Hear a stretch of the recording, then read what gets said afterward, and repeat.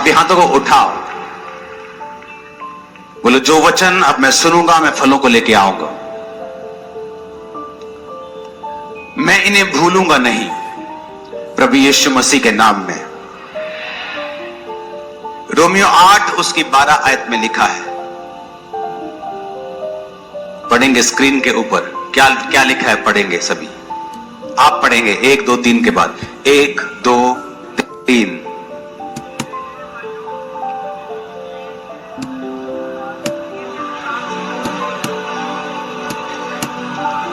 सिर्फ 12 आयत पढ़ेंगे, फिर बोलूंगा 1 2 3 पढ़ेंगे। कहता इसलिए हे भाइयों हम शरीर के कर्जदार नहीं कि शरीर के अनुसार दिन काटे। आपका सबसे बड़ा दुश्मन शैतान नहीं है।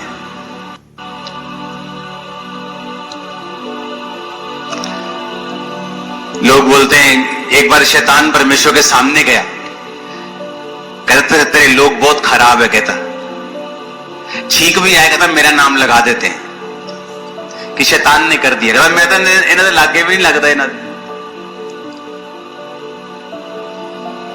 पर कहता ये मेरा नाम लगा देते हर चीज पर, जबकि आपका सबसे बड़ा दुश्मन आपका अपना शरीर है,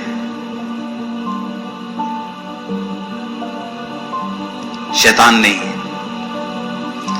और पौलुस कहता है हम शरीर के कर्जदार नहीं है कि शरीर के अनुसार दिन काटे।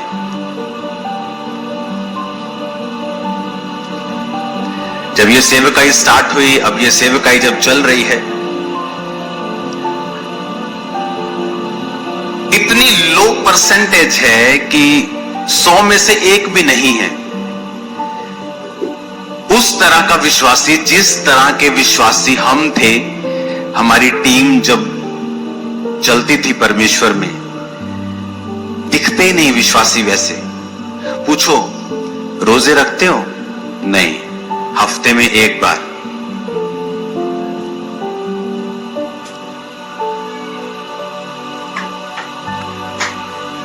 और हमारी टीम में ऐसी लड़कियां मौजूद थी, 22-23 साल की उम्र में शादी हो गई, एक बच्चा हो गया। उसके बाद जब वो प्रभु में बढ़ी तो हस्बैंड शराबी था, नशेड़ी था, छोड़ के चला गया, वो सेवा में चली गई।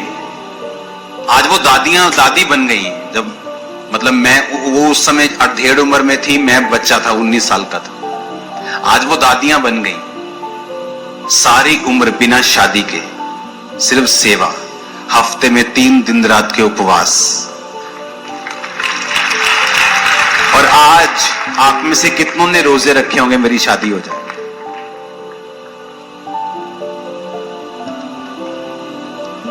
और उसको बोलते शादी कर लो सिस्टर। नहीं, शादी करूंगी तो सेवा से थोड़ा हट जाऊंगी, शादी नहीं करना। पवित्रताई में, प्रेयर में, उपवास, हर हफ्ते 3 दिन रात के उपवास। और हमारी टीम का हाल ऐसा था, जब हम सोमवार, मंगलवार, बुधवार, वीरवार, शुक्रवार 4-5 दिन लगातार खा लेते थे ना, तो ऐसा लगता था कि शरीर की इच्छा पूरी कर रहे हैं। हम शरीर के कर्जदार बन गए कि जो शरीर मांग रहा है उसे दे रहे हैं। तो पौलुस कहता तुम शरीर के कर्जदार नहीं हो।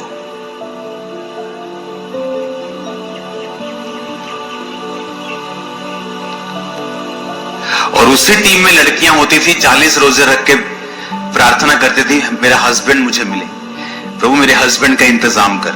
और उसी टीम में लोग होते थे जो बोलते थे कि हमें परमेश्वर की आत्मा में बढ़ना है, मुझे प्रेयर करनी है, मुझे आत्मा में बढ़ना है, मुझे पवित्रताई में बढ़ना है।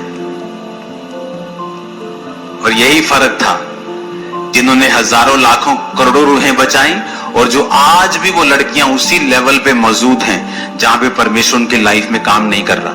क्यों? तुम शरीर के अनुसार, 13 आयत को फिर पढ़ेंगे हम। कहता तुम शरीर के अनुसार चलोगे तो क्या होगा? मैंने टीम को बोला था कि आप 12 और 13 अलग अलग निकाला करें हमेशा आयत को, ताकि आयत समझ में आए। आयत को हमेशा अलग अलग निकाले। 13 आयत को फिर से पढ़ेंगे स्क्रीन के ऊपर। क्योंकि तुम शरीर के अनुसार दिन काटोगे तो क्या होगा? बोलो, पढ़ो उधर, क्या होगा? नहीं, ऊंचा बोलो,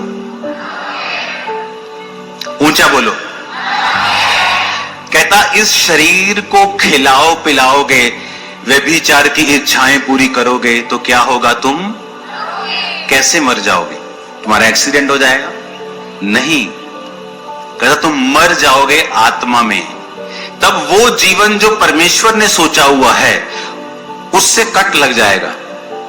एक परिवार है जो परमेश्वर पर चलने से आपको मिलता है, और एक है जो परमेश्वर में चलने पर आपको, नहीं चलने पर आपको मिलता है। वो सिरदर्द वाला है और ये आशीष वाला है। कहता अगर तुम प्रभु में शरीर के अनुसार चलना शुरू कर दोगे तो मर जाओगे। आदम मर गया आत्मा में, शरीर में नहीं मरा। शरीर में तो वो 930 साल का होके मरा। जब वो आत्मा में मर गया तो सब चीजों में मर गया। तब लोग दुखी रहते हैं, मेरा हस्बैंड, ओ मेरी वाइफ, मेरी फैमिली, मेरा फाइनेंस, कुछ भी मेरे काबू में नहीं है, मैं दुखी हूं, मेरी लाइफ में सेटिस्फेक्शन नहीं है। क्योंकि तुम या तो अपने शरीर को सेटिस्फाइड कर लो, तो या वैसा जीवन पालो जैसा प्रभु देना चाहते हैं।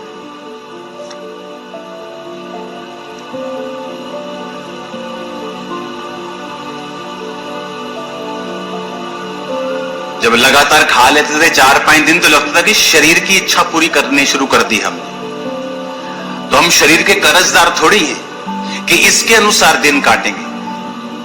आज मैं अपने लोगों को, अपनी टीम आसपास में देखता हूं, एक भी जन ऐसा नहीं मिलता जो रोजे रख के बैठा हो 7 दिन रात के। कोई 3-4 दिन, जब पापा बोलेंगे, जब चर्च में अनाउंसमेंट होगी तब रख लेंगे।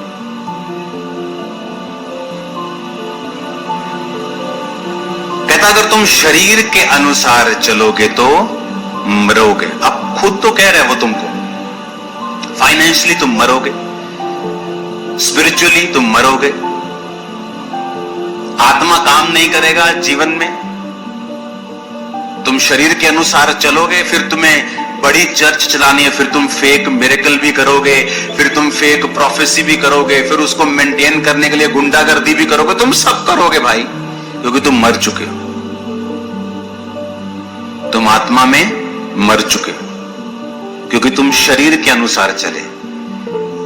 तो यीशु ने कहा तुम शरीर के अनुसार चलोगे तो मरोगे। फिर आगे कहता यदि आत्मा से देह की क्रियाओं को मारोगे तो जीवित रहोगे। आत्मा से देह की क्रियाओं को मारोगे तो क्या होगा? जीवित रहोगे।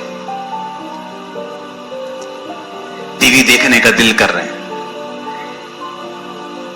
आज आपकी फेसबुक, इंस्टाग्राम, वो सोशल मीडिया नहीं रह चुका, वो पॉर्न साइट्स बन चुकी है, जहां पर अधनंगी लड़कियां आपको 24 घंटे डांस करती मिलेंगी। तो आपको क्या लगता है कि अगर आप 24 आवर इंस्टा और फेसबुक पे हैं, आपकी स्पिरिचुअल लाइफ अच्छी होगी?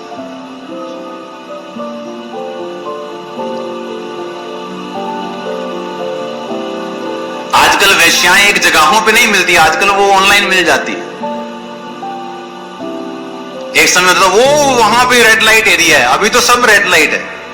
फोन खोलो, red light, blue light, pink light सब मिलता है। तो यीशु ने कहा तुम शरीर के कर्जाई नहीं हो। आप बोलते हैं वो मैं कहना तेरा कर्जदार हूं, तेरी गल मन। तो यीशु ने कहा तुम शरीर के कर्जदार नहीं हो। आत्मा से शरीर की क्रियाओं को मारो तो जीवित रहोगे।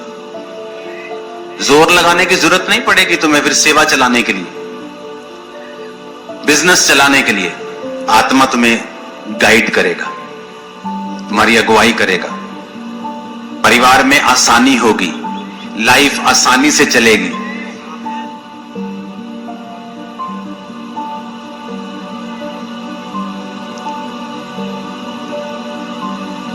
हालेलुया। जहां से मैं निकला हूं, फुल टीम रोजे रखती थी, रोज हर हफ्ते 3 दिन रात 3 खत्म, 3 दिन के शुरू, प्रार्थना सुबह शाम शाम। कहां मिलती कलीसिया अब ऐसी? अगर आप उसी कलीसिया में हैं तो फिर कॉन्ग्रेचुलेशन है आपको, क्योंकि सिर्फ चर्च में आने से आप कलीसिया नहीं है। अगर आप इन बातों को फॉलो नहीं करते फिर आप कलीसिया नहीं। बंदा बिजी है इसलिए रोजे नहीं रखता, वो बिजी है इसलिए प्रार्थना नहीं करता, और सब कचड़ पचड़ किया हुआ है लाइफ में। क्योंकि पहली चीज जो आपको बनानी है वो है स्पिरिचुअल लाइफ। अगर वो खतरे में है, आपकी पूरी लाइफ खतरे में है। आपने लोगों की स्टोरी सुनी होगी, हमारा काम चल रहा था, बड़ा अच्छा चल रहा था, ऐसा हुआ एक नया लॉ निकला, हम बर्बाद हो गए।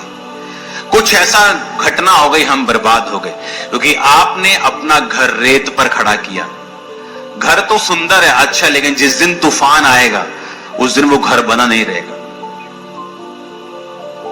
एक बंदा बिजनेस में फेल हो गया, पागल हो गया तो लेडी कभी जा रही है उसकी वाइफ हॉस्पिटल में लेके, कभी वो सियाना बाबा वो हॉस्पिटल। किसी ने बताया कि यहाँ एक मीटिंग क्रूसेड होने वाला है, एक पास्टर आने वाला है, वहां पे मीटिंग अटेंड करना। मीटिंग अटेंड करने की, पागल ठीक हो गया, चर्च जाने लगा। चर्च गया तो पास्टर प्रचार कर रहे थे नमक के ऊपर। उसके दिमाग में आया कि परमेश्वर मुझे नमक का बिजनेस करना है। नमक का बिजनेस कर लिया, गोडाउन बना लिए। जब बड़े बड़े गोडाउन बन गए, वो पास हो गया, बड़ा बड़ा आदमी बन गया। एक दिन उस देश में बाढ़ आई और नमक के सारे गोडाउन